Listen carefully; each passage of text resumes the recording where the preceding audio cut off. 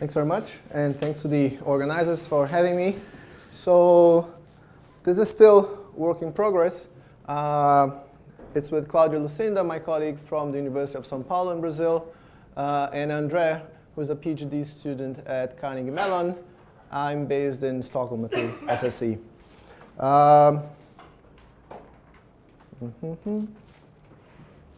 Yeah. So essentially, when people are buying energy-intensive products, they should be responding the same way to a $1 change in the price of the product and to a $1 change in the present discounted value of the energy costs or the operating costs of this product. So both are measures of money. In theory, if you believe in a neoclassical model within economics, they should be valued the same thing. So, or slightly more rigorously, the ratio of these two coefficients should be 1. Typically what happens is that the price that people pay today is more highly valued than this present discounted value.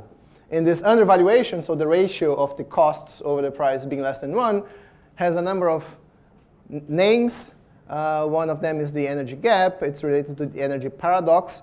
And the gap is essentially the difference between the estimate that you get of this ratio and 1.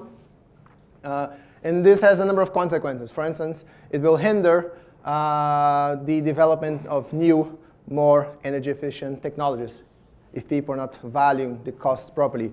It makes the fuel tax, in the case of cars, for instance, not necessarily the best alternative in terms of policy instruments. So this is essentially how we start a paper. So we'll be looking at the new refrigerator market. We'll be using Brazilian data. We'll be combining data from a survey, data from product characteristics, and from prices, actual prices used to construct price indices. And we'll first evaluate these energy costs. Then we'll look at a policy change, which essentially means that labels, energy labels, as probably most of you are aware of, they became compulsory. They were not, even though they had been adopted widely within the industry, but they became compulsory. And we'll see that there are mild changes, moderate changes in the valuation of energy costs. There was average valuations. In the distribution as a whole, there was an increase in heterogeneity, so there was a change in the distribution of this valuation. And what really matters, and this comes from the survey data, is if people are aware of this label. If they are asked, and without any stimuli, they answer that they are aware of the label, or they point the label as a way to identify energy consumption and energy-related information, we'll treat them as informed people. These informed guys, they have a much better reaction to this policy than the uninformed guys. And then we'll map that with income, freezer ownership, which is a measure we take as a proxy to attentiveness, and educational attainment, which we take as a proxy for cognition. So this survey that was, so every other year, let me put it slightly different. Every other year there's a survey about the energy gap and energy efficiency, and they give lots of motives. Here we look at 3 of them, or maybe 4 of the reasons that people have pointed, and we are trying to quantify them. So that's the roadmap of the paper, because I probably won't be able to do everything in 15 minutes. So energy labels are one way to better communicate energy-related information of appliances, so as a proxy for lifetime operating costs to consumers. And we'll be looking at the new refrigerator market in Brazil. Why are refrigerators interesting? Because typically with durable products, there are 2 decisions. One is a discrete decision, which product to purchase. The second is how much to use it. And typically people don't keep playing around with switches in refrigerators. So it's not a bad assumption to assume that this is a constant dimension and you don't need to model it. So it's very convenient. So research questions: do consumers correctly value the energy costs of appliances? Do valuations increase following the PBE program? So the title of the paper also changed a bit since the program went out. And what are the implications? and we are particularly concerned about two dimensions.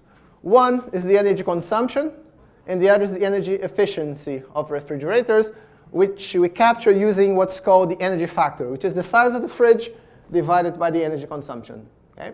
And these are actually the two policy objectives that this label aims to tackle. So it's one policy instrument for two policy objectives. There has been a long debate about whether this is good, feasible, which I won't mention.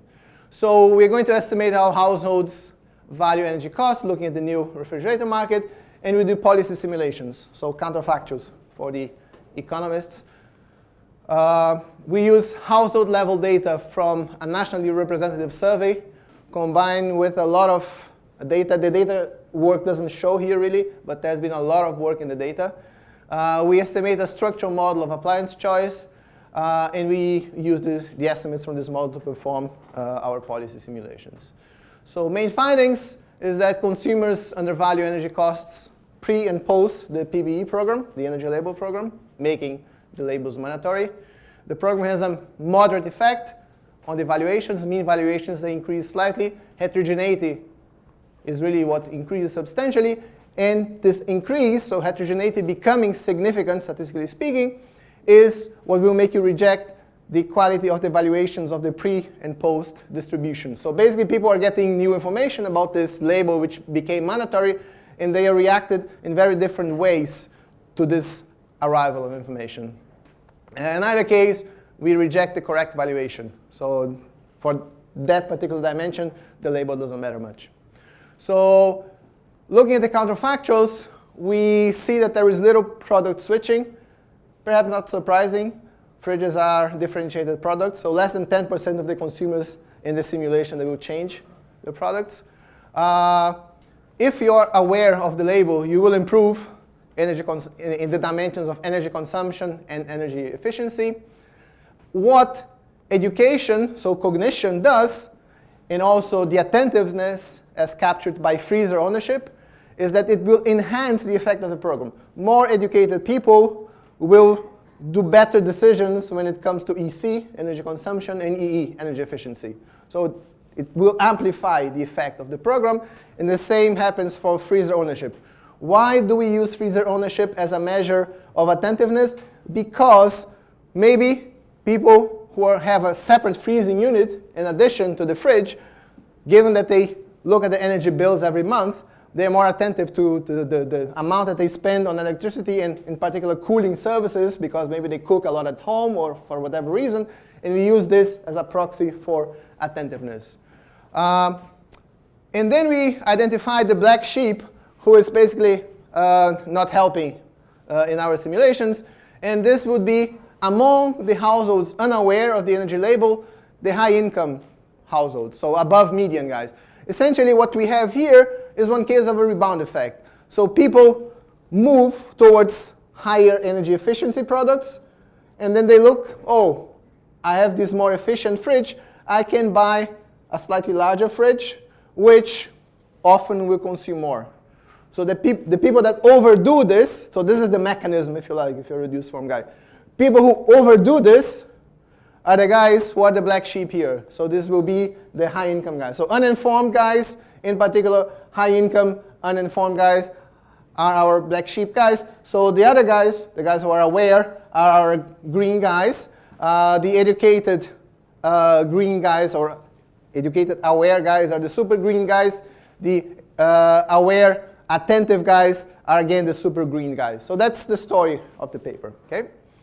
So in terms of contribution, we studied the energy paradox using household level, reviewed preference, representative data. So basically this was a survey carried out in Brazil, and it was clustered in terms of municipality and in terms of energy consumption. So more or less they put people into brackets, and they randomly picked from those brackets. So the size of municipality in terms of population and the amount of energy consumption of a given household. We document the effects of information on consumer choice, how information and household or observable characteristics of households, they interact. And we're looking at an emerging economy with a high urbanization and per capita GDP. And typically, what you will see is that as economies become wealthier, they will consume more electricity, especially at home. It's almost like a straight line if you condition on the country. There's a graph on the paper if you're really interested. So that's the label. This is a measure of energy efficiency. This is the measure of energy consumption. If you speak Castellano, you'll understand this is Portuguese, so very similar. Same for Catalan, I think. So basically, if you read the law gives equal weight to these two dimensions. Okay? And it became compulsory, which is what we're focusing on in 2003. So it was voluntary, but pretty much everyone has adopted. The market is very concentrated. If you are a firm and you have different brands, you have adopted for every product that you market. So this year, this is to highlight that there are two policy objectives, EC, energy consumption, and EE, energy efficiency. This is actually, so inside this set here, you see this in the data, is the set of products which are marketed. It's not continuous. Not everyone is on the frontier. In information program, what it does is the following. If you're here, it will help, potentially, to move you closer to the frontier. So here is typically what will happen in the data for the guys who violate the policy, right? So they will improve energy efficiency at the expense of increasing energy consumption slightly, okay? What the policymakers would have liked to see is actually this here. So you move, sorry, let me back up. So this is energy consumption, horizontal axis. There's the size, the slope, and dash is the energy efficiency. Energy efficiency increase means a steeper slope, right? So what you would like to see is people moving towards a higher slope and a lower energy consumption. This is the objective of the regulator, if you like, right? This is what you see often in the data, on average, okay? If you condition, and this is what we're going to do later on, you see a lot of people doing this here, and the unaware, and often the unaware and high-income guys will be doing this here, okay? The black sheep are here, okay? Refrigerators are important, and here we ignore, we're not the first ones, we ignore the utilization. So we assume that they are set to their default settings and that's it. We do a lot of data work, which I won't be able to cover. We have primary data for price indices, which is pretty nice. The empirical strategy is very similar to what Julia presented. So this is a discrete choice model. So it's a 1 if I chose a given model, 0 if for the other ones. Consumers are choosing the products that maximize their well-being, conditional on being on the choice set.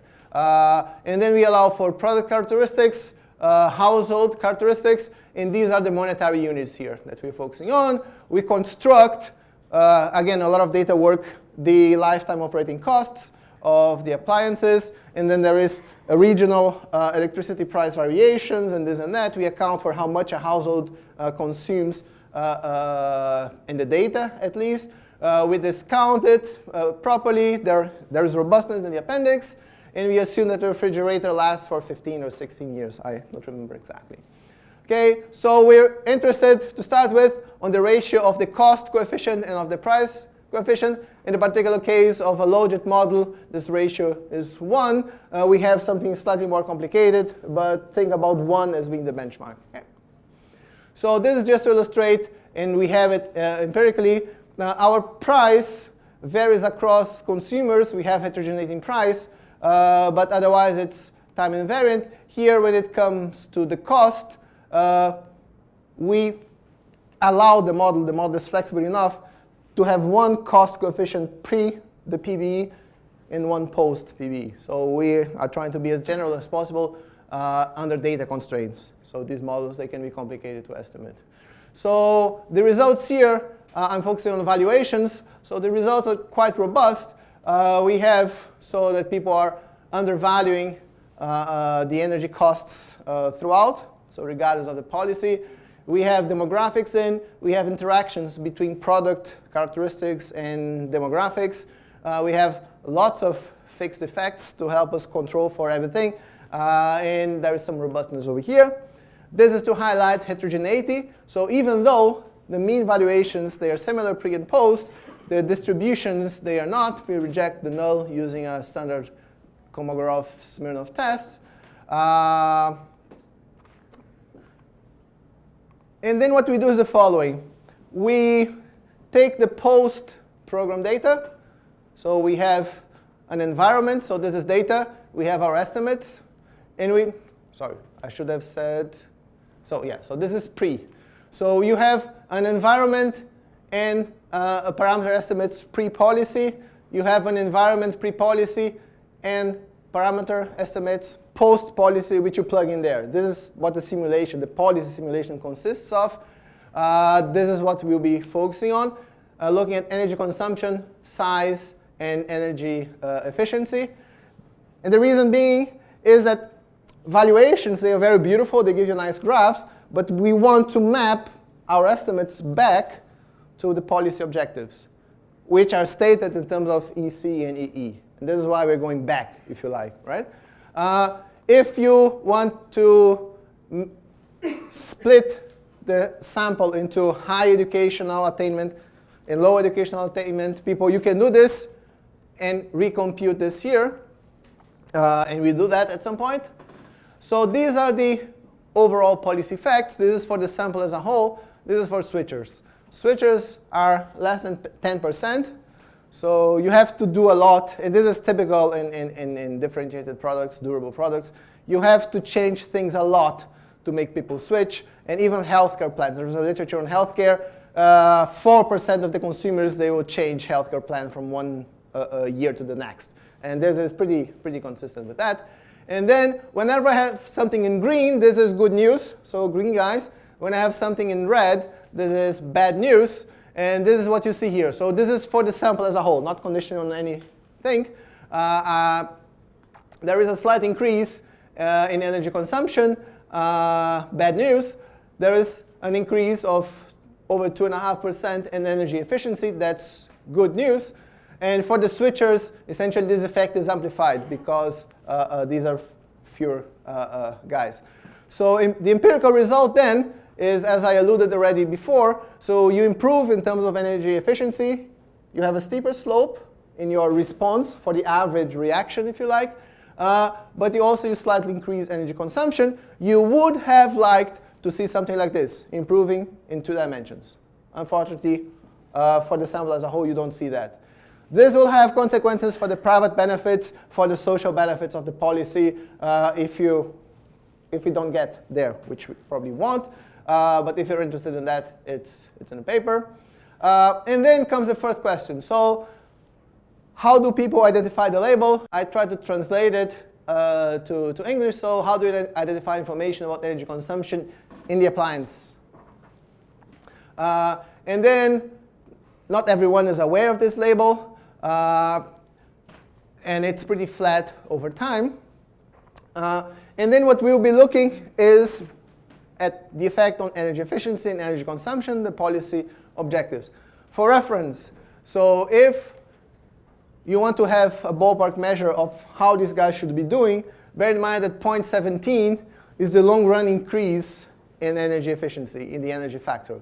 So this is over almost 10 years of data, how much fridges improved in terms of energy efficiency year after year. And I'll be referring to this every now and then. So this panel A, is for the subsample that correctly identifies the energy label. So these guys, they improve on both energy consumption and energy efficiency. The guys who don't correctly identify the label, they do better in energy efficiency, but not when it comes to energy consumption. So the same graph as before. So now the guys who don't correctly identify the label are the guys, so the black sheep. The guys who correctly identify the label, they are attaining the policy objectives. So we should be happy with the label in that dimension. And then we combine this with educational attainment, so cognition, if you like. Freezer ownership, which we claim is a proxy for attentiveness. And household income. Why is that? Because in this literature, these surveys that come out every other year, people talk about liquidity constraints quite a bit. Okay? So again, we'll be comparing, we'll be splitting the sample in these sub-samples and get energy consumption, size, and energy efficiency, or changes thereof. So qualitatively, if I don't have the time, so these are the guys correctly identifying, they do well. The guys not correctly identifying, they don't do well in energy consumption. And this happens regardless of educational attainment, regardless of freezer ownership. And here is really the black sheep, the high income guys who don't identify the labels. Otherwise, what happens is the following. Correct identification will be amplified by more education. Correct identification will be amplified by freezer ownership and will be amplified by income. Okay? And these things, of course, they are correlated and so on and so forth. But this is just to give you a qualitative overview of the results. Okay? So these are the actual numbers. So I have in these verticals correct identification and no correct identification. I have high education and low education. And typically the guys that don't do well are the guys who don't identify regardless of education. These are the rebound guys. Again, the same graph with the B and B prime that I showed you before. This is what these guys are doing in practice. The guys doing the right thing, what you can see here is that, for instance here, these guys correctly identifying the label. A low education guy improves energy efficiency by 0.14. If this guy becomes a high education guy, he will improve it by 0.43, which is about 2.5 the long run increase per year of the energy efficiency. Even among the guys who don't correctly identify the label, you increase from 0.19 to 0.28 if you are better educated. So that's the message. Education seems to help. Similar message for energy consumption. So for freezer ownership, I should have said. So an increase in attentiveness will improve your choices regardless of label identification. However, the problem, again, comes in energy consumption. So why is that? Because people go for more higher efficiency fridges, but they also want larger fridges. As a result, there'll be an increase in the energy consumption. It's not huge, but still, that's the mechanism whereby this happens. And for income, you have similar results. So essentially, there are some guys who, or a subgroup who doesn't do much, but the high income guys who don't identify the labels are the culprits here. So these are the black sheep in our results. And again, you see the same picture. So summing up, so cognition seems to complement or enhance the effect of information, which might suggest that the label is not optimally designed. So and then there is a literature on that. Freezer ownership, so attentiveness, again, will complement or enhance the effect of information. And household income, so the wealthy guys or above median income guys who are unaware of the label are the guys who are really having this very high rebound effect, which is at odds with liquidity constraint motives for the energy gap. So typically, so in a very stylized way, the literature goes the following way about liquidity constraints. So people are poor, they don't have access to all products, so this subset of products is probably not very energy efficient, and this is why there is an energy gap for the poor chaps. That's not necessarily what's going on here, so that's the other way around. Okay? So, how much time do I have? 30 seconds. Okay, so I will skip this here, but one thing, is governmental intervention warranted? Yes. So there are few people switching, but those aware of the label, they do well. Implementation costs had already been incurred by firms. Everyone had a label already on their products. There is this complementarity between information and education attainment, which suggests that the government should rethink maybe the label design, maybe the communication to make people more attentive. In the long run effects, think about innovation. So the 2-year effects here are very small, but the long run effects should definitely be there. So I should stop here. Thanks very much. Thank you very much.